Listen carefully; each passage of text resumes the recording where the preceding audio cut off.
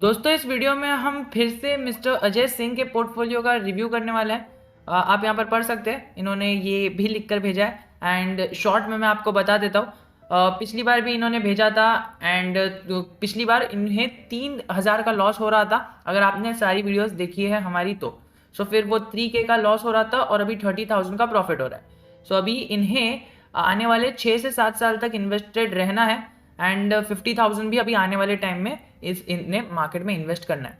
सो सबसे पहले तो हम पोर्टफोलियो रिव्यू करेंगे एंड फिर जानने की कोशिश करेंगे कि अभी ये जो 50,000 और ऐड करने हैं वो किस जगह पर और किस सेगमेंट में और किस प्राइस रेंज के अंदर करने चाहिए ताकि मोस्ट ऑफ द रिटर्न्स मिल सके। एंड पोर्टफोलियो के अंदर हम थोड़ा सा जल्दी जल्दी रिव्यू करेंगे बिकॉज कई सारे शेयर्स पिछले वाले शेयर्स के अंदर है। सो उसके अंदर हमने 1 आध घंटे का डिटेल्ड पोर्टफोलियो रिव्यू किया था।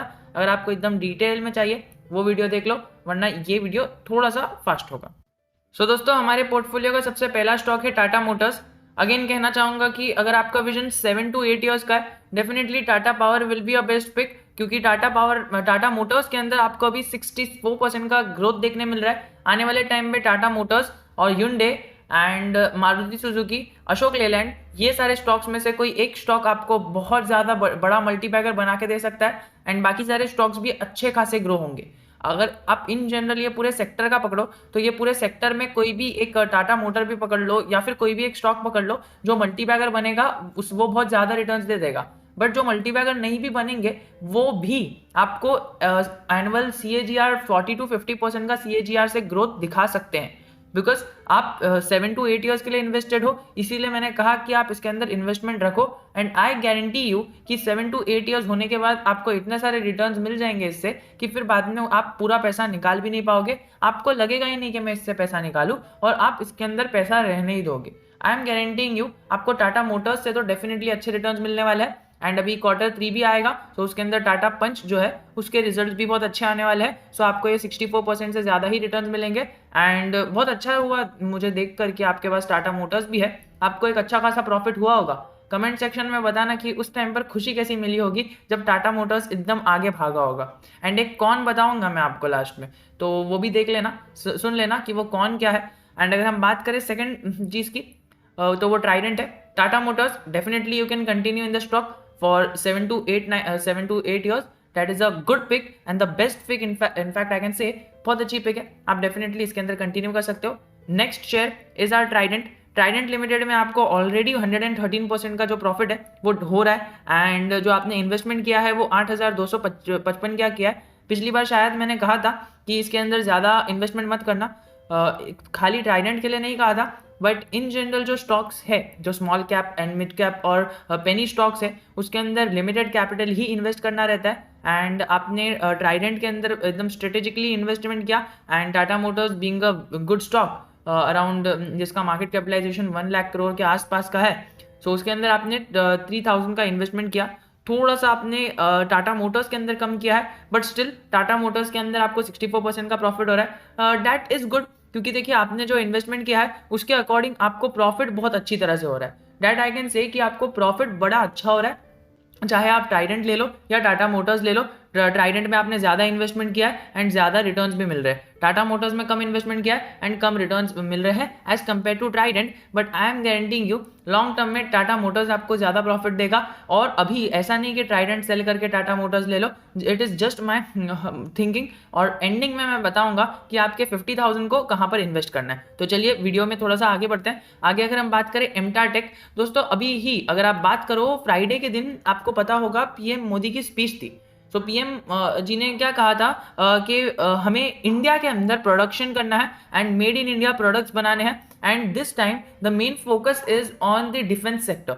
सो दोस्तों डिफेंस सेक्टर के अंदर एमटार टेक काम करता है। आपको पता है MTAR tech is not I can't say largest but still it's a good stock if we will talk in this sector.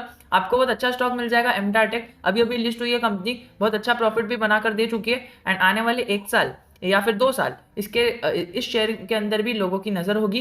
And कई सारे ऐसे शेयर है डिफेंस सेक्टर से रिलेटेड, LNT पकड़ लो आप, एंड ऐसे बहुत सारे शेयर्स है जिसको डायरेक्टली एंड इनडायरेक्टली इसका फायदा होगा एंड उसमें से कोई 1 या फिर 2 शेयर मल्टीबैगर बनेगा।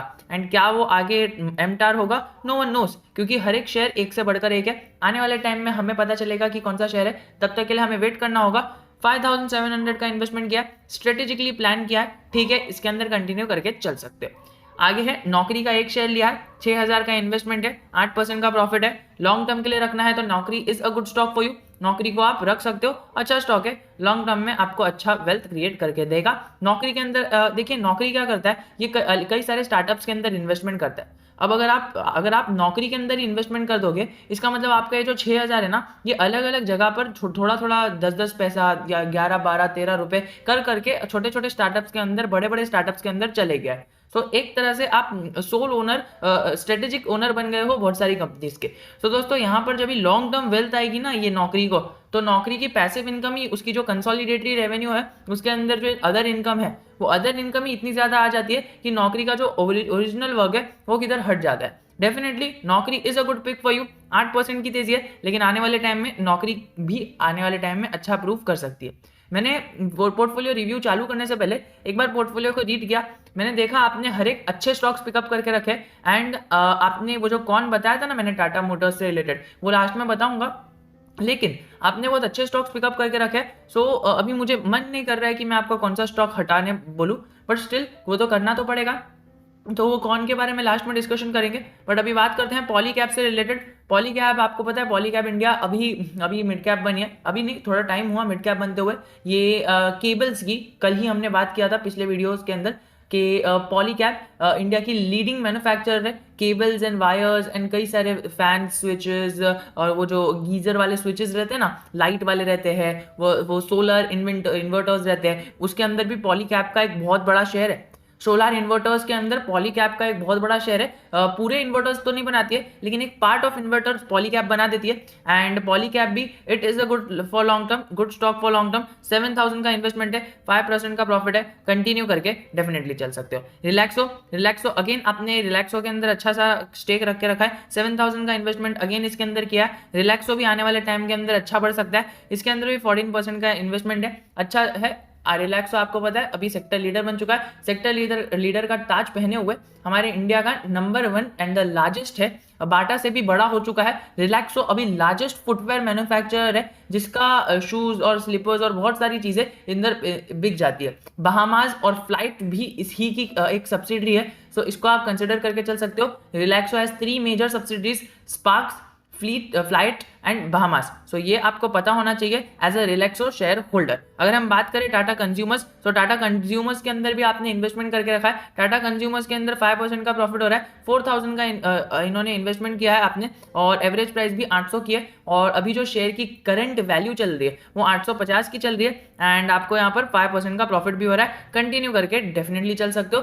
टाटा कंज्यूमर प्रोडक्ट आपको पता है ये टाटा ग्रुप की लीडिंग कंपनी है, टाटा TCS के बाद बेवरेजेस के बिजनेस में है, एंड कई सारे टी के बिजनेसेस में टाटा कॉफी भी इसी के अंडर आता है। एंड जो बेसिकली टाटा कॉफी के अंदर कई सारे लोगों ने इन्वेस्टमेंट करना है, सो आप टाटा कंज्यूमर को पकड़ सकते हो, क्योंकि टाटा कंज्यूमर के अंदर टाटा कॉफी का इन्वेस्टमेंट भी आ जाता है। लॉन्ग टर्म में अच्छा वेल्थ क्रिएटर है, बट एक जो खराब बात है कि वो 2006 से अगर हम देखें तो 2006 से लेकर 2016 तक, यानी पूरे 10 साल तक इसने जरा भी इन्वेस्टमेंट में रिटर्न्स बनाकर नहीं दिया है। 2016 के बाद इसके क्रेज चालू हुए एंड कई सारी चीजें इसके अंदर चालू हुई, तो इसके अंदर अभी जो है इसके अंदर प्रॉफिट आ रहा है। लेकिन एक चीज है, अगर आप इसके चार्ट पैटर्न के वॉल्यूम पैटर्न को नजर करो तो अभी इसके अंदर थोड़ी सी प्रॉफिट बुकिंग शॉर्ट टर्म में आ सकती है टाटा कंज्यूमर के अंदर। सो अगर आपको ये इसका 4000 आपने इन्वेस्टमेंट किया है, ज्यादा इन्वेस्टमेंट नहीं है, so I will suggest you कि टाटा कंज्यूमर से आप निकल जाइए। अच्छा शेयर है, ऐसा मैं कुछ खराब नहीं कह रहा, 5% का इन्वेस्टमेंट है, थोड़ा सा इसमें वॉल्यूम कम हो चुकी है।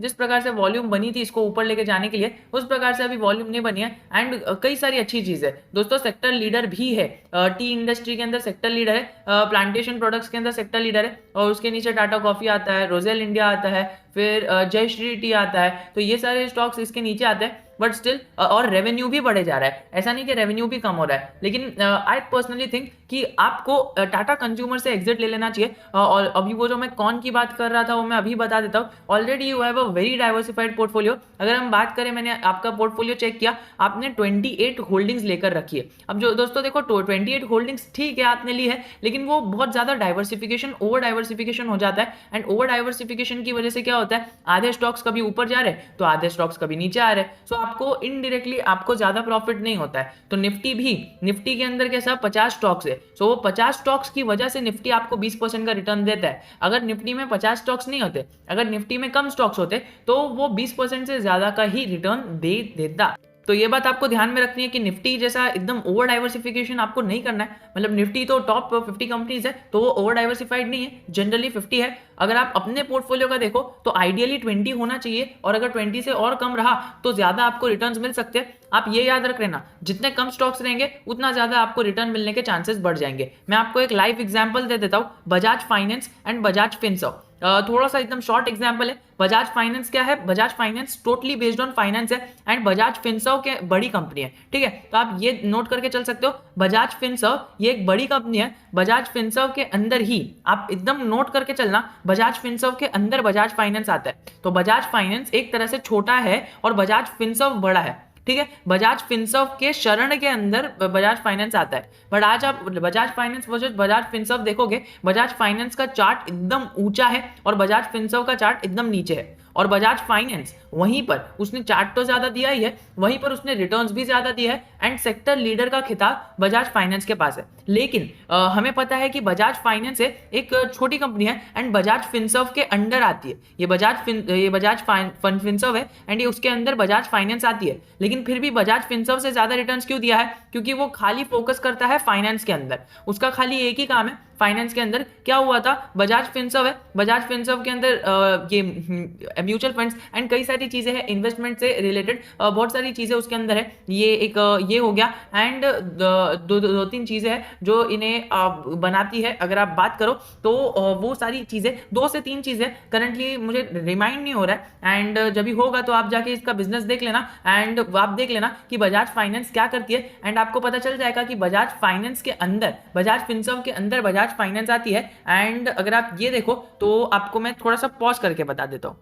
ओके, तो बजाज फिनसर्व क्या है ना, ये प्राइमरीली एंगेज्ड है बिजनेस के फाइनेंशियल सर्विसेज को प्रमोट करने के लिए, वेल्थ मैनेजर्स को प्रमोट करने के लिए। एंड यस, ये इंश्योरेंस का वर्ड जो है ये क्लिक नहीं हो रहा था, इंश्योरेंस के अंदर भी है। तो दोस्तों बजाज फिनसर्व के अंदर इंश्योरेंस है, बजाज फिनसर्व के अंदर फाइनेंस है, बजाज फिनसर्व के अंदर वेल्थ मैनेजमेंट है, बजाज फिनसर्व के अंदर कई सारे ज्वाइंट वेंचर्स है, बजाज फिनसर्व के अंदर हेल्थ मैनेजमेंट है। तो Bajaj Finserv is a big company, उसके अंदर बहुत सारी चीज है। और वहीं पर बजाज फाइनेंस ये एक छोटी सी कंपनी है, उसके अंदर खाली फाइनेंस ही आता है। सो दोस्तों अभी मुझे बताओ कि कौन सी कंपनी ज्यादा ग्रो करनी चाहिए। इन जनरल कोई जो स्टॉक मार्केट से नहीं है वो यही बोलेगा कि बजाज फाइनेंस के पास बहुत सारी चीज है, तो बजाज फाइनेंस ग्रो करेगी, बजाज फिनसर्व ग्रो करेगी, एंड बजाज फाइनेंस के पास तो खाली फाइनेंस ही है, तो बजाज फाइनेंस ग्रो कम करेगी as compare to Bajaj Finserv. और बजाज फाइनेंस ये पूरी जो कंपनी है वो बजाज फिनसर्व के अंदर ही आती है। सो दोस्तों लेकिन ऐसा क्या हुआ ना, बजाज फाइनेंस में क्या, वो खाली फाइनेंस की कंपनी है, तो उसके अंदर बहुत ज्यादा इन्वेस्टमेंट आई। एंड क्या हुआ, जब फाइनेंस सेक्टर ऊपर जाता है तो स्टॉक ऊपर जाता है, एंड जब फाइनेंस सेक्टर नीचे जाता है तो स्टॉक थोड़ा सा नीचे गिरता है, एंड जब ओवरसोल्ड जोन पर आ जाता है उधर से ऊपर चले जाता है। तो स्टॉक का पैटर्न कुछ इस प्रकार है, जब तेजी आई,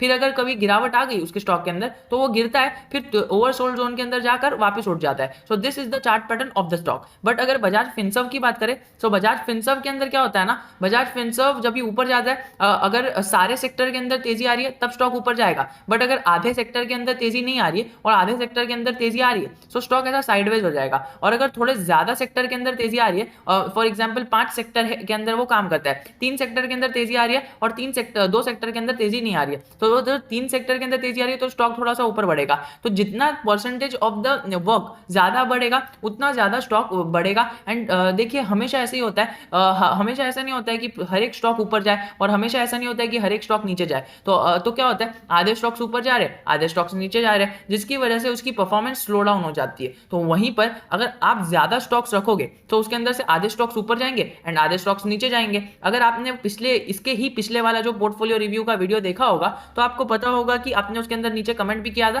सो आपको पता होगा कि उनका जो पोर्टफोलियो है वो 2017 है खाली, एंड उनको रिटर्न्स कितने मिल रहे हैं वो आप देख के शॉक हो जाओगे, इतने ज्यादा रिटर्न्स मिल रहे हैं। अब आपने भी उतना अगर आप देखो तो आपने 50% ऑफ द अमाउंट लगाया है, लेकिन आपको सिर्फ 15% का रिटर्न मिल रहा है। जो 30,000 मत देखो आप, आपको 30,000 का प्रॉफिट हो रहा है, आप ये मत देखो, आप बस देखो कि आपको खाली 15% का प्रॉफिट हो रहा है। सो आई वाज एक्सपेक्टिंग कि आपको 15% से ज्यादा प्रॉफिट हो, लेकिन मैंने देखा कि थोड़ा सा ओवर डाइवर्सिफिकेशन की वजह से आपको यहाँ पर प्रॉफिट नहीं ले पा रहे हो आप। एंड लॉन्ग टर्म में भी ऐसा ही होगा। अगर आप चाहते हो कि आपको एनुअली जो है CAGR रिटर्न्स अराउंड 30% का मिले, 25% का मिले, सो आप ये पोर्टफोलियो के साथ कंटिन्यू कर सकते हो। बट अगर आपको थोड़ा सा हाई रिस्क हाई रिवॉर्डिंग वाला पोर्टफोलियो चाहिए तो डेफिनेटली आप थोड़े से स्टॉक कट आउट कर सकते हो। एंड अगर आपको कट आउट करना है वो मैं वीडियो के एंड में बता दूंगा कि कौन से स्टॉक्स कट आउट करने हैं। एंड अभी बात थोड़ी सी ज्यादा हो गई, तो we will be moving towards our video. अगर हम बात करें टाटा कंज्यूमर की, सो आई पर्सनली थिंक कि टाटा कंज्यूमर एक आपने एक्स्ट्रा ही डाल दिया है एंड आपने अमाउंट भी कम डाला है, दैट शोज कि आपके पास इसके अंदर इंटरेस्ट ज्यादा नहीं है।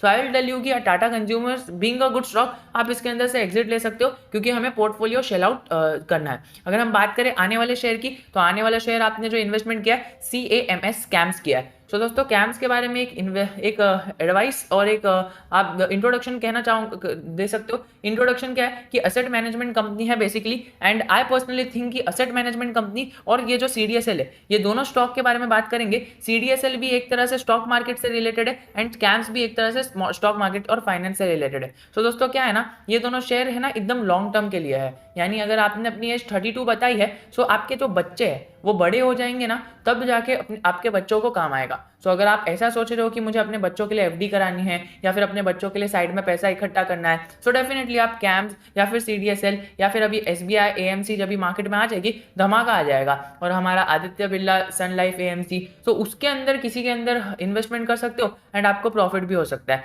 And I can clearly see कि आपको कैम्स के अंदर लॉस हो रहा है। इट डजेंट मीन कि कैम्स खराब है, कैम्स भी बहुत एक अच्छी कंपनी है, डेट फ्री कंपनी है, और इसके ऊपर बहुत सारी कंपनीज है जैसा कि एफएल बोल लो, इंडियन एनर्जी एक्सचेंज बोल लो, गुजरात गैस बोल लो।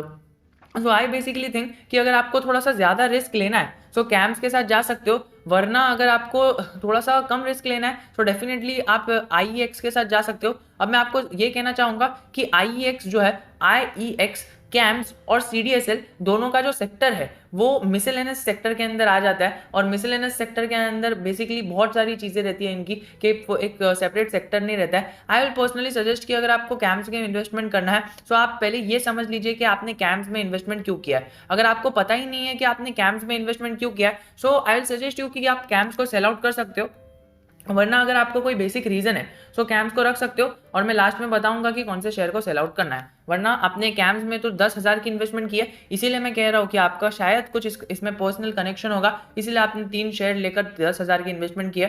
सो बेसिकली अगर आपका ऐसा कुछ है तो आप इसके अंदर कंटिन्यू कर सकते हो। वरना आई पर्सनली थिंक कि आपको कैम्स से भी अच्छे ज़्यादा ऑप्शंस जो है वो मार्केट के अंदर मिल जाएंगे, और आने वाले टाइम में शायद कैम्स भी ऊपर जा सकता है, क्योंकि देखिए जब इसके अंदर वॉल्यूम नहीं बनती है तब जाके शेयर भागता है। ये इसकी हिस्ट्री रही है। अभी इसके अंदर वॉल्यूम्स बन रही है और ट्रेड हो रहा है। जब इसके अंदर ट्रेड होता है तो स्टॉक हमेशा से एक साइडवेज पैटर्न बनाता है। So if you are willing to sell CAMS then you can just sell it out and CDSL या फिर दूसरे जो स्टॉक आने वाले टाइम में मैं बताऊंगा उसके अंदर इन्वेस्टमेंट कर सकते हो। एंड CDSL ऐसा शेयर है कि वो आपके बच्चों का शेयर है। आपने अभी इन्वेस्टमेंट किया, आपके बच्चे जब भी 15-20 साल के हो जाएंगे या फिर और बड़े हो जाएंगे, उन्हें वो शेयर का असली फायदा आएगा। सो अगर आपको ऐसा कुछ करना है तो definitely you can go for it. But अगर आपका मेन मोटिव है कि मुझे पोर्टफोलियो जल्दी से जल्दी 7-8 साल के अंदर बहुत अच्छा रिटर्न्स चाहिए, सो आप थोड़ा सा CDSL से दूरी बना सकते हो, क्योंकि देखिए CDSL लॉन्ग टर्म में कंपाउंड होगा, वो डेफिनेटली है, अच्छा खासा रिटर्न बनाकर देगा। बट बेसिकली अगर आपको एकदम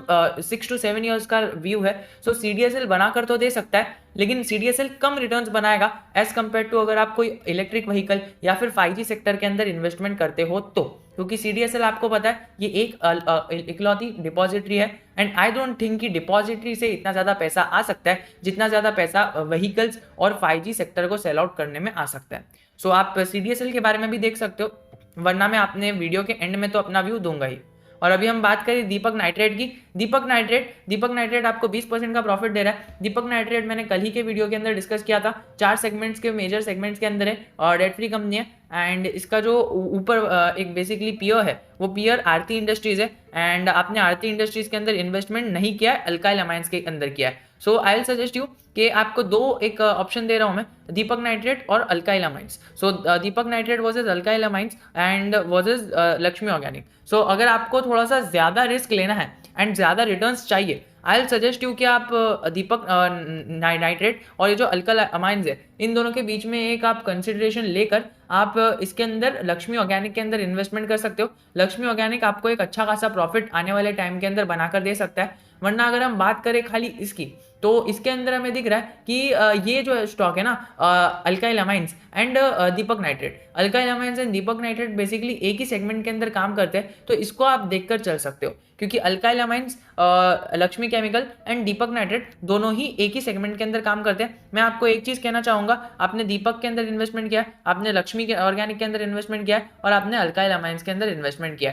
सो बेसिकली अगर आपको थोड़ा सा ज्यादा हाई रिस्क हाई रिवॉर्ड चाहिए, सो आप लक्ष्मी ऑर्गेनिक के साथ जा सकते हो। और अगर आपको थोड़ा सा कम रिस्क चाहिए और कम रिवॉर्ड चाहिए, रिवॉर्ड तो मिलेगा, अच्छा खासा मिलेगा, लेकिन इतना ज़्यादा नहीं मिलेगा जितना आपको लक्ष्मी ऑर्गेनिक दे सकता है। सो दीपक नाइट्रेट को आप सेल आउट करके आप लक्ष्मी में पैसा डाल सकते हो, ऐसा मुझे लगता है। वरना दीपक नाइट्रेट का बिजनेस मॉडल जो है इतने सालों से बिजनेस के अंदर है एंड आने वाले टाइम में और कंपाउंड हो सकता है। लेकिन अगर आप दीपक नाइट्रेट का चार्ट पैटर्न देखो तो लॉन्ग टर्म में आपको इस प्रकार का चार्ट पैटर्न दिखेगा। सो इस प्रकार का चार्ट पैटर्न दिखने के बाद अगर आप यहां पर देखोगे ना, तो इस जगह पर आपको शेयर कुछ नहीं दिख रहा था, और वही कंडीशन है अभी लक्ष्मी ऑर्गेनिक की। अगर आप देखोगे लक्ष्मी ऑर्गेनिक इस फेज से गुजर रहा है, और इस जब ये फेज पर आएगा ना, तो आपको एक कंपाउंडेड वेल्थ लक्ष्मी ऑर्गेनिक बनाकर दे सकता है।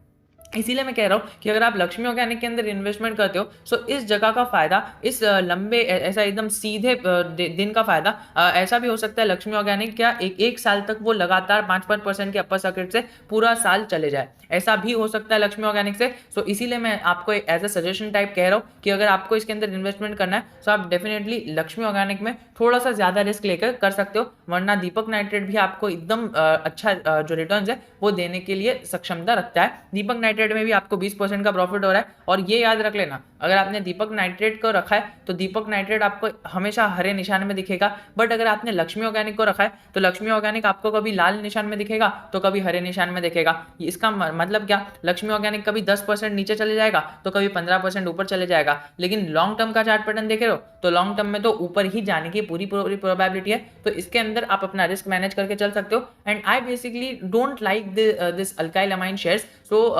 बेसिकली इसका मॉडल अच्छा है, लेकिन मैं उससे ज़्यादा प्रेफर दीपक नाइट्रेट या फिर लक्ष्मी ऑर्गेनिक, इन दोनों को करता हूँ। एंड इसका मतलब ये नहीं कि अल्काइल अमाइंस खराब हो गई, बहुत अच्छी कंपनी है, कुछ अराउंड 1980 के आसपास से है, बहुत पुरानी कंपनी है। एंड मैन्युफैक्चरर भी लीडिंग मैन्युफैक्चरर है अमाइंस के सेगमेंट में। जैसे कि दीपक नाइट्रेट नाइट्राइट के सेगमेंट में, सोडियम नाइट्राइट के सेगमेंट में एक सेक्टर लीडर है ना, एकदम लीडिंग मैन्युफैक्चरर है, वैसे ही अल्काइल अमाइंस अमाइंस के सेगमेंट में एकदम सेक्टर लीडर है। एंड अगर आपने थोड़ा सा साइंस पढ़ा होगा, जो बेसिकली मैंने इनके रिसर्च के टाइम पे पढ़ा है, सो आई पर्सनली थिंक कि नाइट्राइट से अमाइंस से ज्यादा नाइट्राइट बहुत ज्यादा यूज होता है। एंड इसके लिए मैं अमाइंस को, जो अल्काइल अमाइंस है, उसको कम प्रेफरेंस देता हूँ if we will compare to Deepak Nitrite, क्योंकि nitrate day to day life के अंदर बहुत ज़्यादा यूज होता है। And methyl ethyl and propyl जो है वो हमारा अल्काइल अमाइंस बनाता है। सो उसके अंदर जो है वो बेसिकली एक फर्स्ट सेगमेंट रहता है कुछ भी चीज़ बनाने का। अगर आप देखो तो कुछ भी केमिकल कंपाउंड बनाने का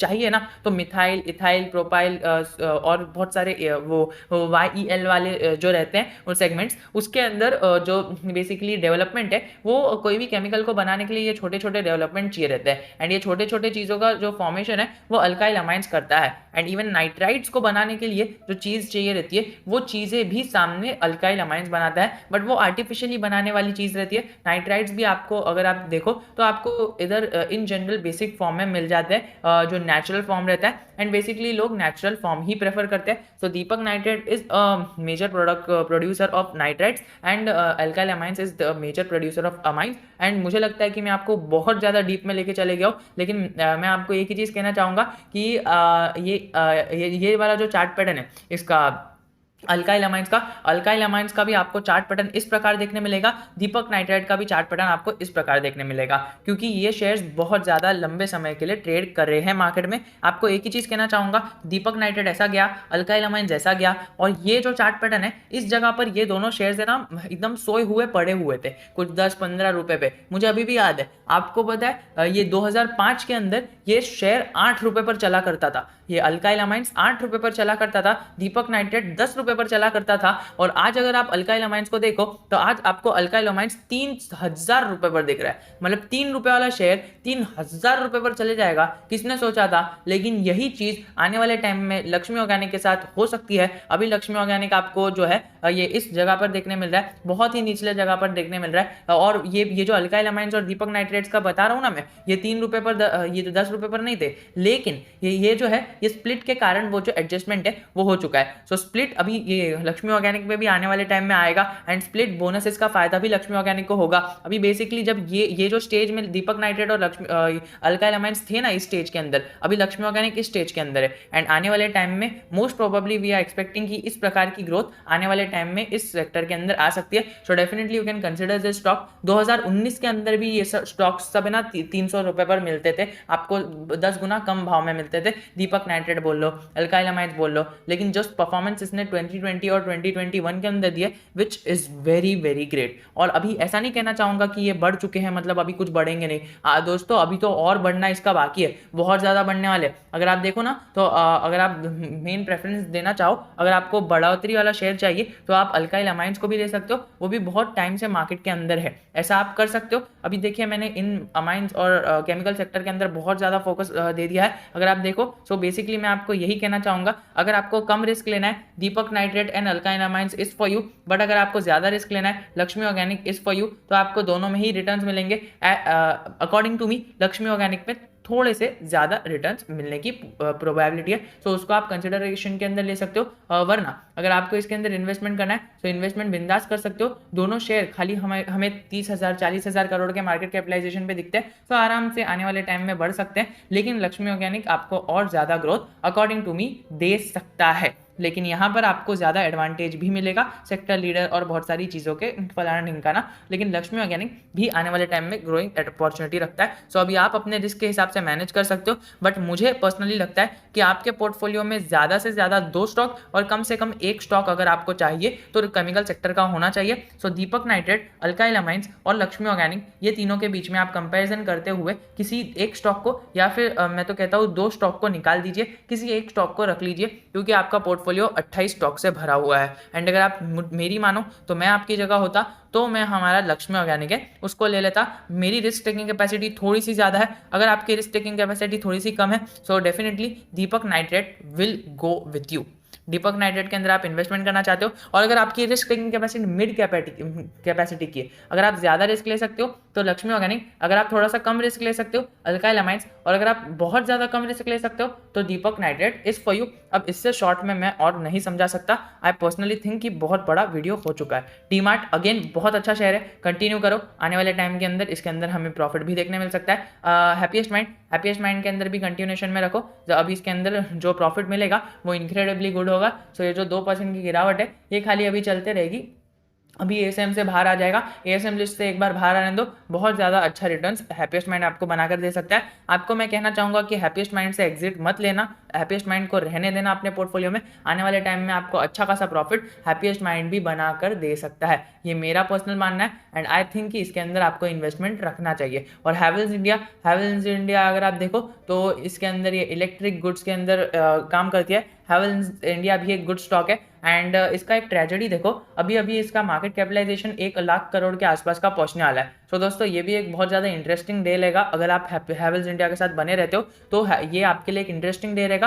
अगर आप इसके अंदर बने रहते हो तो जब भी इसका मार्केट कैपिटलाइजेशन हमारा इस स्टॉक को बीट करेगा, यानी 1 लाख करोड़ के मार्केट कैपिटलाइजेशन को बीट करेगा, हैवेल्स इंडिया भी एक अच्छा परफॉर्मेंस आपको दे सकता है। Havells India versus Polycab, again आपके पास 2 शेयर है, अगर आप चाहो तो हैवेल्स इंडिया को ड्रॉप करके पॉलीकैब के साथ जा सकते हो, वरना मेरा तो सजेशन रहेगा कि हैवेल्स के साथ आप जा सकते हो, अच्छा खासा रिटर्न्स आपको आने वाले टाइम में बनाकर दे सकता है। और लेकिन 100% रिटर्न्स देने के लिए इसको अपना कैपिटलाइजेशन 2 लाख करोड़ का करना पड़ेगा। वहीं पर अगर हम बात करें खाली पॉलीकैब की, तो पॉलीकैब का जो मार्केट कैपिटलाइजेशन है वो खाली 40,000 करोड़ का है। तो अगर आप देखो तो ज़्यादा ग्रोथ आपको पॉलीकैब लिमिटेड के अंदर मिल सकती है, लेकिन अगर आप देखो ना तो दोनों का बिजनेस जो है वो अलग है, तो आप दोनों को कंटिन्यू करके चल सकते हो। अगर आपको कुछ आने वाले टाइम में हटाना लगा कि कुछ हटाना है, तो अगर आपको हैवेल्स में अच्छे खासे अट्रैक्टिव रिटर्न्स आने वाले टाइम में अगर नहीं दिखते हुए मिल रहे, 1-8 साल आप रुक जाओ, अगर आपको रिटर्न्स नहीं मिल रहे तो हैवेल्स से निकल सकते हो अगर आपको चाहिए तो।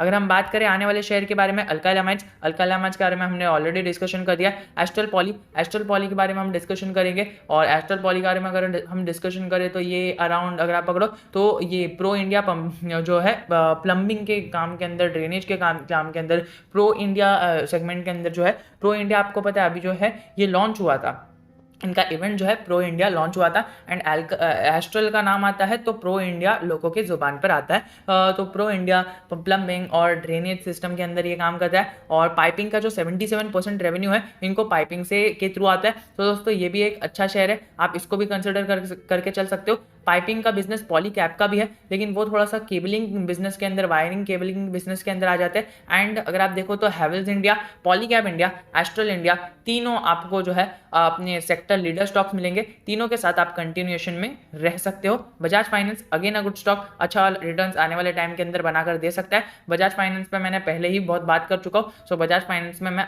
आगे और बात नहीं करूंगा। बोजो paints again a good stock, तो बोजो पेंट के साथ आप कंटिन्यू करके चल सकते हो। आने वाले टाइम में बोजो पेंट्स भी आपको अच्छे खासे रिटर्न्स बनाकर दे सकता है। बट मुझे पर्सनली लगता है कि अगर आप थोड़ा सा ज़्यादा रिटर्न्स ले सकते हो, थोड़ा सा ज़्यादा रिस्क ले सकते हो, सो रिस्क लेने वाले लोग, अभी देखिए मैं पर्सनली बहुत ज़्यादा रिस्क लेता हूँ, तो मेरा पर्सनल इन्वेस्टमेंट है इंडिगो पेंट्स के अंदर। सो अगर आप थोड़ा सा ज़्यादा रिस्क लेना चाहो तो आप इंडिगो पेंट्स के साथ जा सकते हो। और आपको है ना ये यूट्यूब पर है ना बहुत सारी केस स्टडीज मिल जाएगी इंडिगो पेंट्स से रिलेटेड। आप जाओ गूगल पर जाके पढ़ो इंडिगो पेंट्स के फाउंडर के बारे में, उनके बिजनेस स्ट्रेटेजीज के बारे में, आपको पता चल जाएगा। And because of all the investment strategies that they have made, I have made my mind कि मैं इंडिगो पेंट्स के अंदर इसके अंदर इन्वेस्टमेंट करूंगा।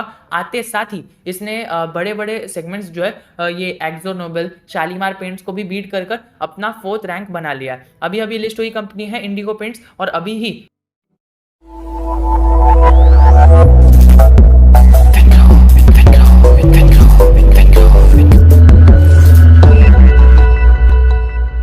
सेक्टर में 4th रैंक के अंदर इसने अपनी पोजीशन सिक्योर कर लिया। एंड आने वाले टाइम में और थोड़ा सा ऊपर ये जा सकती है, कंसाई नेरोलैक को भी ये बीट कर सकती है। तो इसको भी आप कंसिडर करके चल सकते हो। नेरोलैक जो पेंट्स है उसको भी शायद इसको बीट कर सकती है, क्या पता बीट कर भी दे। कई सारे सेक्टर्स के अंदर उनका पहला कदम है।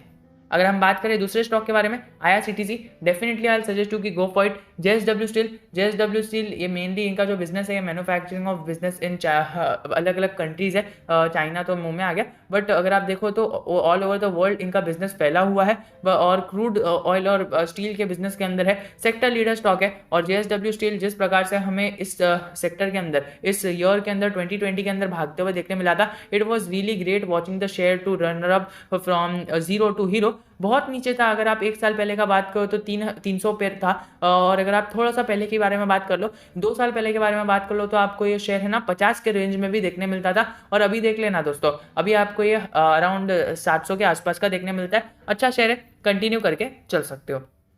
अगर हम बात करें थोड़ा सा 700 के ऊपर तक गया था, एंड अभी थोड़ा सा नीचे आते हुए देखने मिला है। 400 के आसपास का ये शेयर है। आपको लॉस हो रहा है, लेकिन फिर भी स्टील सेक्टर के अंदर जब भी अपवर्ड मूवमेंट आएगी, इसके अंदर भी अपवर्ड मूवमेंट आ सकती है। अगर आप चाहो तो इसको भी कंटिन्यू करके चल सकते हो। लॉरस लैब फार्मास्यूटिकल स्टॉक है। मुझे पर्सनली फार्मा सेक्टर के स्टॉक पसंद नहीं आते, I don't know why, but still मुझे पसंद नहीं आते। एंड सेक्टर लीडर स्टॉक है, तो इसके अंदर आपका इन्वेस्टमेंट भी ठीक ही रहेगा, सेफ ही रहेगा। बट मुझे पर्सनली लगता है कि जितने ज़्यादा रिटर्न्स AI, आर्टिफिशियल इंटेलिजेंस और 5G आपको दे सकते हैं, उतने ज़्यादा रिटर्न्स ये फार्मास्यूटिकल स्टॉक्स आपको नहीं दे सकते। बट स्टिल अगर आपको रहना है तो definitely you can consider Laurus lab. बहुत अच्छा शेयर है, आने वाले टाइम के अंदर आपको प्रॉफिट बनाकर दे सकता है। वरना अगर आप लॉरस लैब को कभी ना कभी एग्जिट करना चाहो, सो आप इसको एग्जिट करके किसी IT सेक्टर के स्टॉक या फिर किसी ऐसे स्टॉक के अंदर डाल सकते हो जो केमिकल सेक्टर का स्टॉक है, या फिर artificial intelligence, for example Brightcom group, या फिर हमारा एप्पल हो गया। तो ऐसे शेयर्स के अंदर अगर आप इन्वेस्टमेंट करोगे, आने वाले टाइम में आपको प्रॉफिट डेफिनेटली आते हुए देखने मिल सकता है।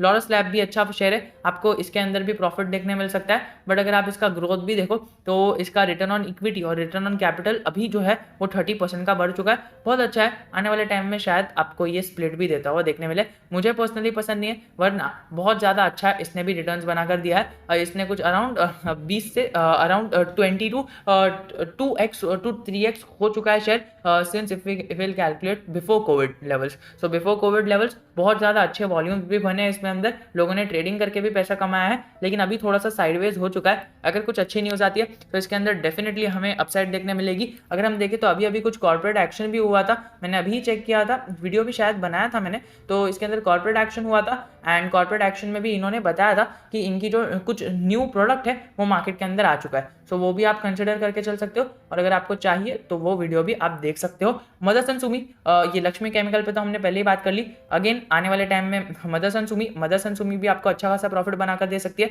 मदरसन सुमी की आपकी इन्वेस्टमेंट है अराउंड, अगर आप पकड़ कर चलो तो around 4535। Definitely you can consider Motherson Sumi as a good stock in the near future. Motherson Sumi आप अभी अभी उसने एक एक्विजिशन किया, मुझे लगता है कि आने वाले टाइम में ये एक्विजिशन की वजह से इसको अच्छा खासा प्रॉफिट हो सकता है। You can consider this stock for long term. H फिर से एक गुड स्टॉक है, रख सकते हो।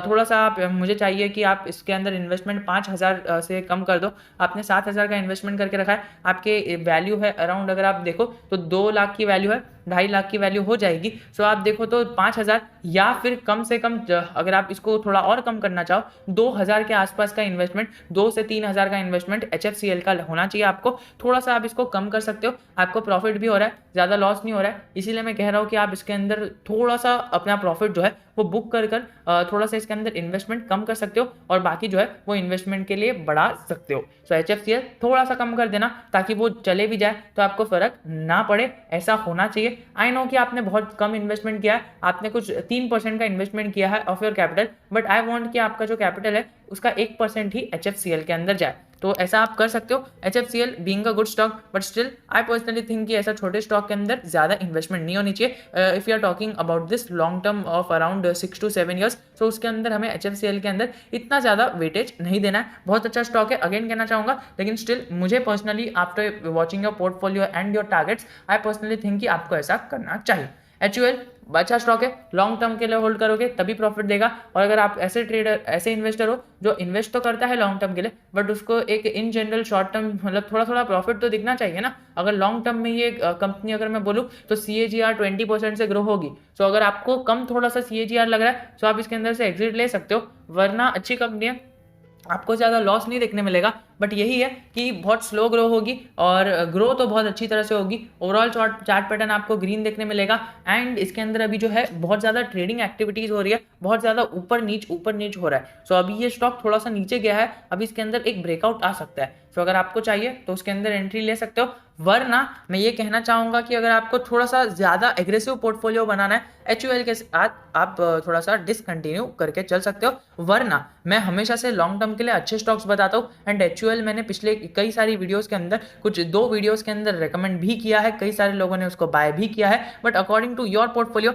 आई थिंक कि अगर आप इसके अंदर से एग्जिट भी ले लो तो भी आपको कुछ फर्क नहीं पड़ना चाहिए, बिकॉज देखिए मैंने जो भी स्टॉक के अंदर से एग्जिट लेने बोला है सब अच्छे ही स्टॉक्स है, और जो स्टॉक्स के अंदर रहने बोला है वो भी अच्छे स्टॉक्स है। बट स्टिल जो स्टॉक्स आपने सिलेक्ट किए सारे ही अच्छे स्टॉक है। सो अभी मैं कुछ नहीं कर सकता, आपको कुछ ना कुछ स्टॉक के अंदर से तो एग्जिट लेना ही पड़ेगा। बट स्टिल अगर आप ये सारे पोर्टफोलियो के साथ भी रहते हो सो आपको 20% का CAGR रिटर्न आने वाले टाइम के अंदर हो सकता है। सो इसको आप कंसिडरेशन के अंदर ले सकते हो। ICICI bank again a good stock, आने वाले टाइम के अंदर आपको प्रॉफिट देकर जा सकता है। अगर आप देखो तो आपने सेक्टर लीडर के अंदर इन्वेस्टमेंट नहीं किया, आपने अच्छा किया, उससे सेकंड सेक्टर लीडर के अंदर इन्वेस्टमेंट किया, जो आने वाले टाइम में आपको और ज़्यादा ग्रोथ पोटेंशियल रखता है। अगर आप देखो तो इसका मार्केट कैपिटलाइजेशन 5 लाख करोड़ का है, और वहीं पर HDFC का 9 लाख करोड़ का है। सो ये अभी आपको है ना HDFC से ज़्यादा, यानी HDFC से डबल रिटर्न्स अगर ICICI बैंक अच्छा परफॉर्मेंस देता है, सो HDFC से डबल रिटर्न्स ICICI बैंक आपको बनाकर दे सकता है। IEX again a good stock, but मुझे पर्सनली लगता है कि इसके अंदर अगर आपको रिटर्न्स चाहिए सो ये थोड़ा सा, अगर आप देखो तो अभी अभी इसने लार्ज कैप बना है, एंड आई पर्सनली थिंक कि इसके अंदर आपको बढ़ोतरी और गिरावट दोनों देखने मिलेगी। सो अगर आप ऐसे शेयर होल्डर हो सो आप डेफिनेटली कंटिन्यू करके चल सकते हो। और IEX भी एक अच्छा स्टॉक है, थोड़ा सा ज़्यादा अपनी बुक वैल्यू से ट्रेड कर रहा है, इसका डिविडेंड पे आउट रेशियो भी ज़्यादा है। सो अगर आपको डिविडेंड चाहिए तो इसके अंदर कंटिन्यू कर सकते हो, वरना अगर आपको चाहिए कि जो मेरी इनकम है ना वो स्टॉक मार्केट से नहीं आए, मतलब कई सारे लोग होते हैं जिसे डिविडेंड नहीं चाहिए रहता है कि भाई कंपनी में डिविडेंड देगी तो अपना जो है वो डिविडेंड का वैल्यू कम कर देगी, एंड मुझे चाहिए कि जो भी मैंने अर्न कर रहा हूँ वो सारा कैपिटल मार्केट यानी इक्विटी मार्केट यानी स्टॉक मार्केट के अंदर जाए। तो डेफिनेटली इसके अंदर से आप एग्जिट ले सकते हो। इसका मतलब ये नहीं है कि खराब स्टॉक है, पिछले 10 साल का परफॉर्मेंस बहुत अच्छा है। IEX being a sector leader stock और मोनोपोली स्टॉक बहुत अच्छा स्टॉक है, और इसके रिजल्ट्स जो है वो भी कंटिन्यूस बेसिस पर इंक्रीज हुए जा रहे हैं, और प्रमोटर होल्डिंग भी आई थिंक कि अच्छी खासी ही है, which is around 37%।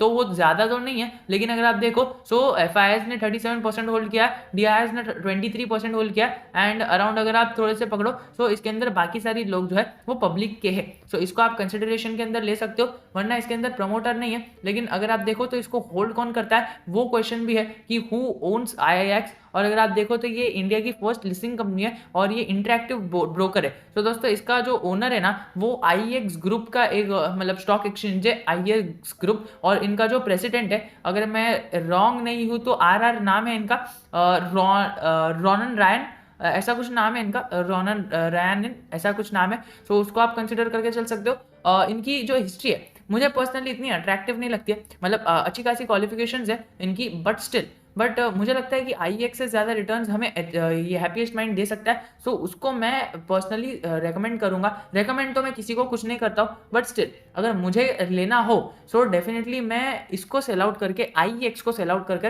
Happiest mind लेने की कोशिश करूंगा। एंड जो आप आने वाले टाइम में 50,000 इन्वेस्ट भी करने वाले हो ना, सो मैं उसके अंदर जो है इसको भी इन्वेस्ट करने का कोशिश करूंगा। और ये देखिए ये जो रोनन रायन है ना ये वॉल स्ट्रीट के अंदर रिवॉर्ड भी रह चुके हैं। तो दोस्तों इनकी बैक हिस्ट्री अच्छी है, बट इतनी ज़्यादा इंटरेक्टिव मुझे पर्सनली नहीं दिखती है। Infosys again a good stock, इसके बारे में तो कुछ कहना ही नहीं चाहूंगा। हैप्पीएस्ट माइंड और इन्फोसिस में इन्वेस्टमेंट किया है, कुछ नहीं, बहुत अच्छा शेयर है, कंटिन्यू करके चल सकते हो। IPL Indian pesticides limited agrochemical business के अंदर है, एंड इंडिया का जो एग्रीकल्चर बिजनेस है अच्छा है। एंड जो इसका ट्रैक रिकॉर्ड है अगर आप देखो तो इसका मैक्स चार्ट पैटर्न के अंदर ट्रैक रिकॉर्ड अभी अभी लिस्ट हुई है ना कंपनी, लेकिन अपने जो रिकॉर्ड हाई है उसको ब्रेक अभी तक नहीं कर पाई है, रिकॉर्ड हाई के आसपास ही चल रही है। अगर रिकॉर्ड हाई को ब्रेक करती है तो फिर ऊपर जा सकती है, बट अगर आप देखो तो इसके अंदर जो है ये सर्किट्स लगते रहते हैं। सो अगर आप इसके अंदर से एग्जिट लेना चाहो सो आईपीएल के अंदर से एग्जिट ले सकते हो, अगर आपको ऐसे सर्किट वाले स्टॉक पसंद नहीं है तो, क्योंकि देखिए आईपीएल जो है ना ये अपना सेक्टर लीडर नहीं है, इसके ऊपर भी बहुत सारे सेक्टर लीडर स्टॉक्स है, यूपीएल हो गया, पाई इंडस्ट्रीज हो गया, सो और रैलीज भी है शायद, और धानुका इसके नीचे है, तो वो आप ध्यान रख के चल सकते हो। मुझे पर्सनली लगता है कि आईपीएल के अंदर से एग्जिट ले लेना चाहिए। तो मुझे अभी देखिए आपकी स्लाइड खत्म हो गई, अब देखिए आपका जो इन्वेस्टमेंट है अगर आपको इससे के साथ कंटिन्यू करना है तो आपको अच्छे खासे रिटर्न्स आने वाले टाइम के अंदर मिल सकते हैं, एंड निफ्टी से ज़्यादा रिटर्न्स मिल सकते हैं। बट मेरी पर्सनली राय रहेगी कि थोड़े से स्टॉक्स आप सेल आउट कर दो और 28 में से 8 स्टॉक्स निकाल दो। सो निकालने वाले स्टॉक्स अगर मैं आपकी जगह पर होता तो आईपीएल को निकाल देता, ये 1 हो गया, आईईएक्स को निकाल देता, 2 हो गया। फिर उसके बाद अगर आप इसके अंदर और कंसिडरेशन में लो तो एचयूएल को निकाल, एचएफसीएल को थोड़ा सा कम कर देता, और इतना ज़्यादा कम कर देता कि मुझे पता ही नहीं चलता कि एचएफसीएल भी हमारे मार्केट के अंदर है। सो ऐसा भी हो सकता है कि एचएफसीएल को बहुत ज़्यादा कम कर देता है। और अगर आप देखो ना सो आपको मेरे हिसाब से है ना एक अकाउंट डीमैट अकाउंट खोलना चाहिए, क्योंकि देखिए वो अकाउंट के अंदर आप एचएफसीएल जैसे शेयर्स, फिर आपने इधर एक इन्वेस्टमेंट किया था जो मैं यहाँ पर नाम लेना चाहूँगा, एकदम कम ही इन्वेस्टमेंट किया था, हम बाद में देख लेंगे, लेकिन बहुत कम ही इन्वेस्टमेंट किया था। सो उसके अंदर भी आप देख लो एचएफसीएल जैसे शेयर्स, और 2-3 जो शेयर्स है अभी डेली बेसिस पर आपने हमारा टेलीग्राम ग्रुप ज्वाइन किया है, सो उसके अंदर आपको अपॉर्चुनिटीज हम बहुत ज़्यादा देते रहते हैं। And being a government official आपको पता है कि and being a salaried person और जॉब पर्सन आपके पास इनकम जो है पैसे तो रहते ही है। सो अगर आपको इन जनरल अगर कोई अच्छा स्विंग ट्रेड मिल रहा है तो हम तो इन जनरल जो है ग्रुप के अंदर बात करते ही रहते हैं। सो अगर आप इस पोर्टफोलियो को ना हटाते हुए अपने दूसरे जो अकाउंट है उसके अंदर आप ऐसे स्विंग ट्रेड्स या फिर कोई इंट्राडे ले लिया,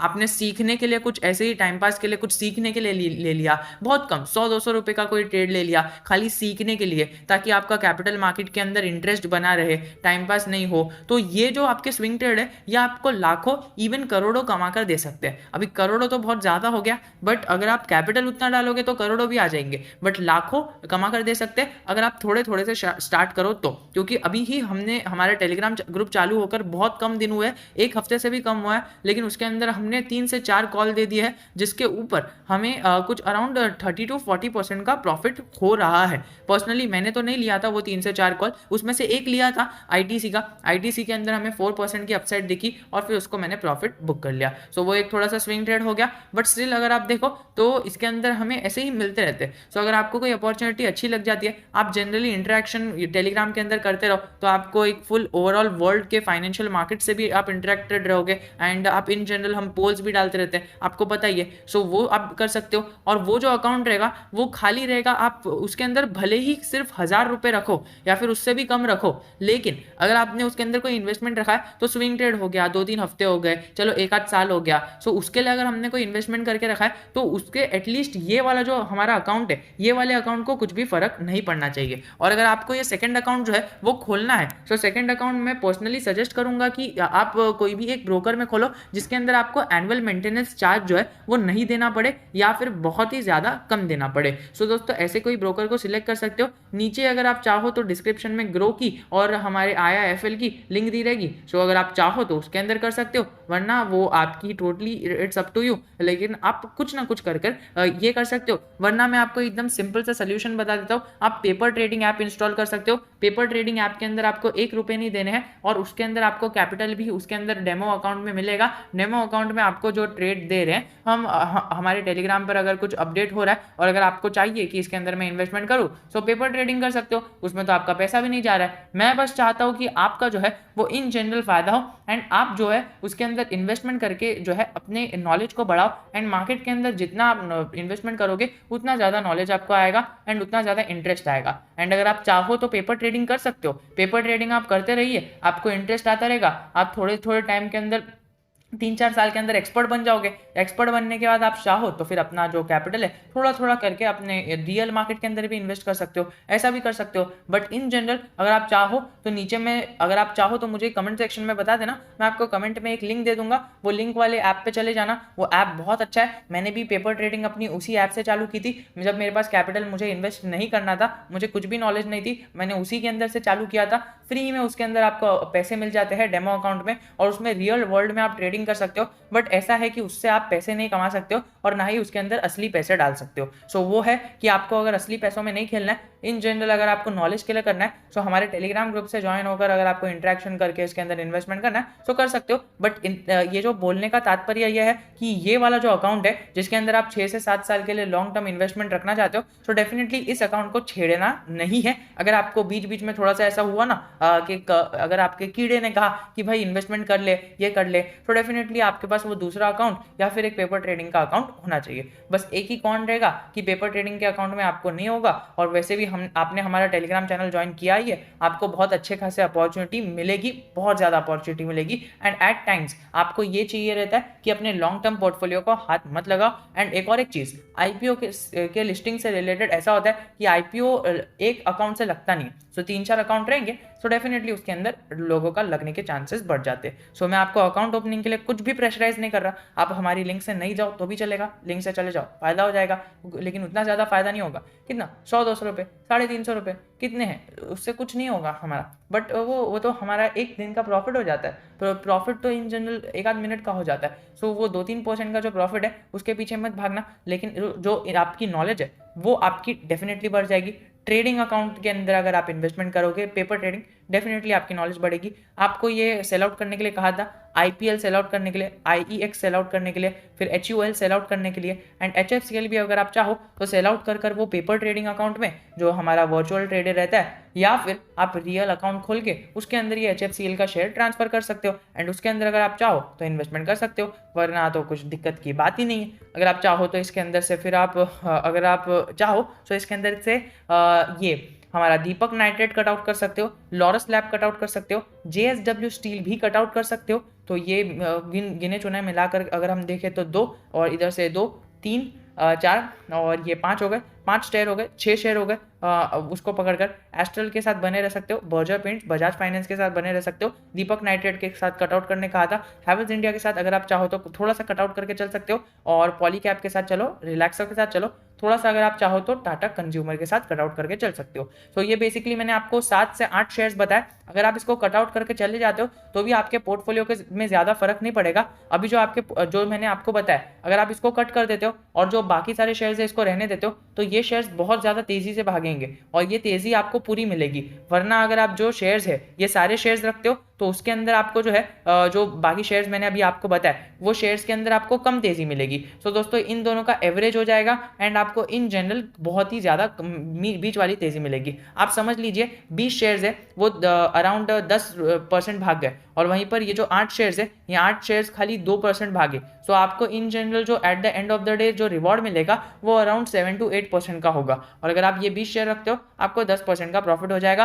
कोई भी रिकमेंडेशन नहीं है, अगेन कहना चाहूँगा ये मेरी एनालिसिस है एंड इसके अंदर अगर मैं चाहूँ तो मैं ऐसा कर सकता हूँ। एमटार के अंदर मुझे पर्सनली लगता है कि आने वाले टाइम के अंदर इसके अंदर प्रॉफिट होगा। Naukri.com और हमारा टाटा मोटर्स इसके अंदर इंस्टेंट प्रॉफिट नहीं होगा, लेकिन जब प्रॉफिट होगा तो आप माला माल लखपति तो आराम से खाली इन शेयरों के बदले हो सकते हो। बाकी जो शेयर्स है डीमार्ट को कभी सेल करना ही नहीं है, बस आपको कह दिया है कि आपने डीमार्ट को इस लेवल पर ले लिया है, आप लेकर बैठ जाओ। आपको चाहिए तो डीमार्ट को कभी ऐड करना चाहिए तो ऐड कर दो, बहुत अच्छा शेयर है, इसके अंदर एडिंग भी आप कर सकते हो। एंड वो जो 50,000 आप इन्वेस्ट कर रहे हो डीमार्ट के अंदर आप इन्वेस्टमेंट कर सकते हो एंड हैप्पीएस्ट माइंड के अंदर आप इन्वेस्टमेंट कर सकते हो। हैप्पीएस्ट माइंड आपको ज्यादा अभी भागता हुआ देखने नहीं मिलेगा, अभी फिलहाल एक जगह पर कंसोलिडेट कर रहा है। This is the right time to buy Happiest Mind. Happiest Mind के साथ आप इन्वेस्टमेंट कर सकते हो, दीपक नाइट डीमार्ट के साथ आप इन्वेस्टमेंट कर सकते हो। सेकेंडली अगर आप CDSL के साथ कंटिन्यू करना चाहते हो, अपने बच्चों को प्रॉफिट ज्यादा देना चाहते हो, अगर आप चाहते हो कि आपके बच्चे आने वाले टाइम में जब वो 20-30 साल के हो जाए तो उनको पता चले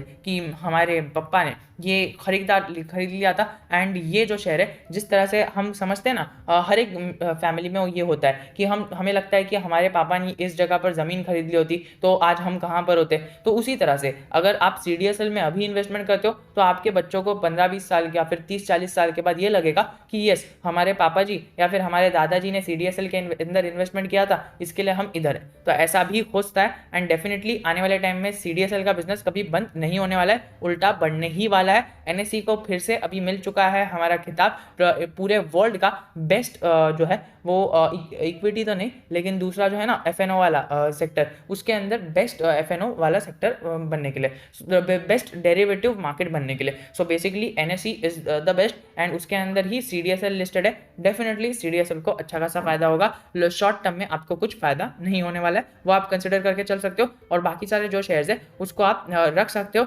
एंड अगर आपको इन्वेस्टमेंट करनी है सो इन्वेस्टमेंट अगर आप चाहो तो HFCL के अंदर कर सकते हो थोड़ी सी ज़्यादा इन्वेस्टमेंट, और इन्फोसिस के अंदर तो इन्वेस्टमेंट है आपकी, थोड़ा सा ICICI बैंक के अंदर ज़्यादा इन्वेस्टमेंट कर सकते हो। और अगर आप चाहो तो बर्जर पेंट्स जो है, बर्जर पेंट्स को सेल आउट कर इंडिगो पेंट्स ले सकते हो, इंडिगो पेंट्स के अंदर थोड़ा सा ज़्यादा इन्वेस्टमेंट कर सकते हो। आई पर्सनली थिंक कि इंडिगो पेंट्स के अंदर अगर आपने 10,000 का इन्वेस्टमेंट किया दैट विल बी गुड और more than enough. Bajaj finance को अगर आप अपने पोर्टफोलियो के अंदर रख रहे हो so Bajaj Finance will be a good stock, इसके अंदर थोड़ा सा ज़्यादा आप इन्वेस्टमेंट कर सकते हो। और अगर हम बात करें बाकी एस्ट्रल पॉली के अंदर उतना ही इन्वेस्टमेंट रखना, डीमार्ट के अंदर इन्वेस्टमेंट करते रहना एंड जो दूसरा शेयर है हमारा रिलैक्सो, अगर रिलैक्सो थोड़ा सा और नीचे आता है तो definitely Relaxo will be a good pick for you. और अगर ट्राइडेंट आपको और थोड़े से नीचे लेवल पर मिलता है तो इसके अंदर और 2,000 डालकर बैठ जाना। आपने अभी इसके अंदर 8,000 रुपये डाले हैं, आई पर्सनली थिंक कि अगर आपको ट्राइडेंट और थोड़ा सा नीचे लेवल पर मिल जाता है तो इसके अंदर और जो है आप 2,000 रुपये डाल सकते हो अगर ट्राइडेंट नीचे आता है।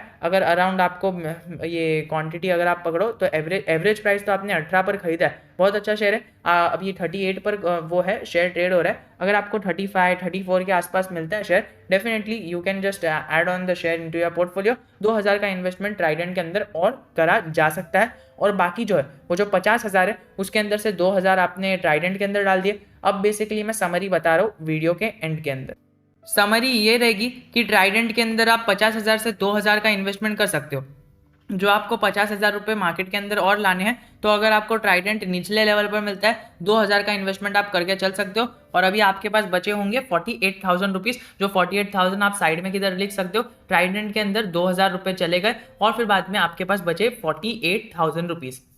अगर हम बात करें इसके टाटा मोटर्स के, तो टाटा मोटर्स में भी आपका 10,000 का इन्वेस्टमेंट और 10,000 से ज़्यादा ही इन्वेस्टमेंट होना चाहिए। तो इसके अंदर आप, अगर आप चाहो तो इसके अंदर और 10,000 इन्वेस्टमेंट कर सकते हो। 10,000 का इन्वेस्टमेंट इसके अंदर आप अगर करोगे तो अभी आपके पास बचेंगे 38,000 रुपीज़। और 10,000 का इन्वेस्टमेंट टाटा मोटर्स के अंदर, अगर आप नीचे नीचे लेवल पर आता है तो टाटा मोटर के अंदर और 10,000 का इन्वेस्टमेंट कर सकते हो। आपको ट्राइडेंट के अंदर 2,000 का इन्वेस्टमेंट करना है। ट्राइडेंट के अंदर हम यहाँ पर साइड में लिख देते हैं 2,000 का ट्राइडेंट के अंदर इन्वेस्टमेंट, और फिर यहाँ पर 10,000 का अराउंड टाटा मोटर के अंदर इन्वेस्टमेंट, और फिर बाद में आपको नीचे डिस्क्रिप्शन और कमेंट सेक्शन के अंदर लिख के मिल जाएगा। आपको लिखने की ज़रूरत नहीं है, मैं साइड में बैठकर लिख रहा हूँ। एमटार के अंदर रहने दे सकते हो, नौकरी के अंदर रहने दे सकते हो, पॉलीकैप के अंदर रहने दो, और रिलैक्सो के अंदर अगर आपको और थोड़ा सा नीचे मिलता है तो इसके अंदर 2,000 का 1,000 का इन्वेस्टमेंट आप करके चल सकते हो। और ये हो गया रिलैक्सो।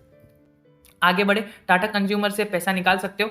और बात करें कैम्प से अगर आप चाहो तो पैसा निकाल के आदित्य बिरला सन लाइफ में डाल सकते हो। ये आप नोट करके चल लेना, कैम्प्स के अंदर से पैसा निकाल कर आदित्य बिरला के अंदर डाल सकते हो। वरना कैम्प्स भी एक बहुत अच्छा शेयर है, आने वाले टाइम में आपको प्रॉफिट दे सकता है। बट मुझे लगता है कि आदित्य बिरला आपको और ज़्यादा प्रॉफिट दे सकता है। और आने वाले टाइम में अगर LIC या फिर SBI म्यूचुअल फंड्स आ जाता है तो आदित्य सन लाइफ बिरला से पैसा निकालकर उन दोनों शेयर्स के अंदर आप डाल देना। ये एक एडजस्टमेंट लॉन्ग टर्म के अंदर आपको करनी पड़ेगी।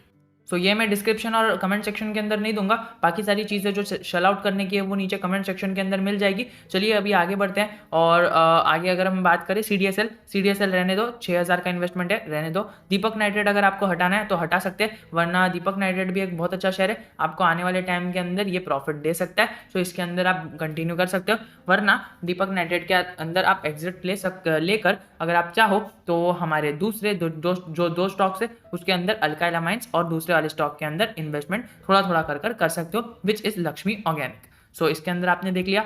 डी मार्ट के अंदर आप, आई पर्सनली थिंक इसके अंदर आप और 5,000 लगा सकते हो। अगर आपको ये और निचले लेवल पर मिलता है तो 5,000 will be a great pick for D Mart. के अंदर और 5,000 अगर ये थोड़ा निचले लेवल पर मिलता है तो। हैप्पीएस्ट माइंड के अंदर रहने दो, इसके अंदर और 2,000 लगा दो। 2,000 फॉर हैप्पीएस्ट माइंड, अगर हम देखें तो 2,000 फॉर हैप्पी। हैवल्स को रहने दे सकते हो। और हमारा दूसरा एल्काइल अमाइंस को भी रहने दे सकते हो अगर आप चाहो तो। एस्ट्रल रहने दो, बजाज फाइनेंस रहने दो। बर्जर पेंट्स के अंदर से सेल आउट कर ये जो 6,000 रुपये है, ये 6,000 रुपये सेल आउट करके आपको मिल जाएंगे। एंड बाकी का जो अमाउंट है वो इंडिगो पेंट्स के अंदर लगा सकते हो। इंडिगो पेंट्स के अंदर आपको और 4,000 अगर आप चाहो तो इंडिगो के अंदर लगा सकते हो, ये आप कर सकते हो। बर्जर पेंट्स को सेल आउट करके इंडिगो के अंदर ये 6,000 लगा दो और 4,000 ऊपर से इंडिगो के अंदर और डाल सकते हो अगर आपको निचले लेवल पर मिलता है तो। IRCTC 2,000 का और इन्वेस्टमेंट कर सकते हो IRCTC के अंदर। ये खाली मेरी एक पर्सनल रिकमेंडेशन है, और रिकमेंडेशन भी नहीं, पर्सनल मेरा एक थॉट है। कोई भी राय लेकर मत चलना। अगर मैं आपकी जगह पर होता तो मैं ये करता। मैं अगर आपकी जगह पर होता JSW स्टील सेल आउट कर देता, लॉरस लैब भी सेल आउट कर देता, लक्ष्मी केमिकल के अंदर थोड़ा सा इन्वेस्टमेंट बढ़ा देता। लक्ष्मी केमिकल के अंदर 6,000 का इन्वेस्टमेंट करता। तो अगर आपने इसके अंदर 2,500 का इन्वेस्टमेंट किया तो इसके अंदर अगर आप चाहो तो इसके अंदर आप 4,000 का और लक्ष्मी के अंदर इन्वेस्टमेंट कर सकते हो। और मदरसन सुमी के अंदर और मैं अगर आप चाहो तो इसके अंदर 4,000 का आपने इन्वेस्टमेंट किया, तो इसके अंदर मैं और 3 से 4,000 का इन्वेस्टमेंट ये मदरसन सुमी के अंदर कर सकता हूँ। और आगे बढ़े, और जो शेयर है HFCL के अंदर अगर आप चाहो तो रहने दे सकते हो। HUL भी रहने दे सकते हो। ICICI बैंक के अंदर आप 5,000 ICICI बैंक के अंदर लगा सकते हो, ICICI। सो ऐसा कर सकते हो। IEX और IPL के अंदर सेल आउट करके इन्फोसिस के अंदर बराबर इन्वेस्टमेंट किया। इन्फोसिस अभी आपको छोटे से लेवल पर मिलता है तो इन्फोसिस के अंदर आप रहने दे सकते हो। वरना अगर आपको थोड़ा सा और नीचे मिलता है तो आप डेफिनेटली इसके अंदर और थोड़ा सा पोजीशन जो है वो बनाकर चल सकते हो। और मुझे तो नहीं लगता है कि इन्फोसिस आपको और निचले लेवल पर मिलेगा। तो डेफिनेटली अगर आप चाहो तो इन्फोसिस के अंदर आप 1,000-2,000 जो है वो अगर आपके पास एक्स्ट्रा है तो इन्फोसिस के अंदर लगा दो अगर स्टॉक नीचे आता है तो। क्योंकि देखिए इन्फोसिस के अंदर आपको ज़्यादा प्रॉफिट नहीं हो रहा है, जिसका मतलब ये है कि अगर आप चाहो तो अभी भी एवरेज कर सकते हो। वरना जब स्टॉक और ऊपर जाएगा और आप एवरेज करना चाहोगे तो फिर आपको ज़्यादा प्रॉफिट नहीं होगा, ऐसा मेरा पर्सनल मानना है। IPL definitely you can consider with the stock. And मैंने बाकी सारे स्टॉक्स के बारे में तो बता ही दिया। सो ट्राइडेंट के अंदर 12, फिर ट्राइडेंट के अंदर 2, टाटा के अंदर 10, फिर रिलैक्सो के अंदर 1, फिर डीमार्ट के अंदर 5, और हैप्पी के अंदर 4, और इंडिगो के अंदर 4, और IRCTC के अंदर 2 और बाकी सारी चीज़ें आपको डिस्क्रिप्शन और कमेंट सेक्शन के अंदर मिल जाएगी। सो आपको इतनी सारी चिंता करने की ज़रूरत नहीं है। जो अगर मैं आपकी जगह पर होता तो मैं ये सारी चीज़ें करता। बस आपको याद क्या रखना है कि अगर आप चाहो तो कैंप्स को सेल आउट कर सकते हो, और कैंप्स को सेल आउट करने के बाद क्या करो ये बस ध्यान में रखना। कैंप्स अगर आपको नेगेटिविटी में सेल आउट करना है तो सेल आउट कर सकते हो। कैंप्स को सेल आउट करके मैं आपकी जगह पर होता तो आदित्य बिरला सन लाइफ में डाल देता, एंड फिर जब भी SBI या फिर LIC आता, दोनों में से अंदर किसी के अंदर भी इन्वेस्टमेंट कर देता। दोनों कंपनी आने वाले टाइम के अंदर एकदम बड़ा मोटा प्रॉफिट बनाकर दे सकती है। एंड अगर SBI और LIC दोनों आ जाते, मैं दोनों के अंदर इन्वेस्टमेंट कर देता। तो दोस्तों यही इसी के साथ वीडियो को एंड करना चाहूँगा और कहना चाहूँगा कि ये जो भी चीज़ें मैंने अभी आपको बकबक की है, बताई है, सारी चीज़ों के नीचे मैंने बता दिया है कि ऐसा ऐसा इसको आप सेल आउट करके ये ले सकते हो, और इतना टाइम जो 50,000 आप इन्वेस्टमेंट करना चाहते हो उसके अंदर से इतना पैसा आप इस स्टॉक के अंदर इन्वेस्टमेंट कर सकते हो। आई होप कि आपको मेरे एफर्ट्स पसंद आ रहे होंगे। बहुत ज़्यादा मेहनत लगी है, लगातार आपने यहाँ पर 1 घंटा तो मैंने बोल ही दिया हो, बीच में 2-3 ब्रेक लिया है, एंड बाकी सारी चीज़ें सब टाइप करने के लिए एंड सारी चीज़ें सॉर्ट आउट करने के लिए टाइम लगता है। एंड सेकेंडली ये वीडियो मैं आपको दूसरी बार बना रहा हूँ। मैंने एक बार बना दिया था, वो डिलीट हो गया मेरे से। सो मैं आपका पोर्टफोलियो रिव्यू 3 बार कर रहा हूँ, जो पहले किया था, और ये दूसरा पोर्टफोलियो रिव्यू 2 बार कर रहा हूँ। तो डेफिनेटली अगर आप चाहो तो टेलीग्राम चैनल के साथ जुड़ सकते हो, थोड़ा सा फ़ायदा हमें भी हो जाएगा। एंड अगर आपका कोई फ्रेंड है टेलीग्राम चैनल के साथ, उसे डेफिनेटली जुड़ा देना अगर आप चाहो तो नीचे डिस्क्रिप्शन में आपको जो है और पिन्ड कमेंट के अंदर आपको मिल जाएगा कि क्या किसके साथ क्या करना है। तो इसी के साथ वीडियो को एंड करना चाहूँगा और कहना चाहूँगा जय हिंद, जय भारत।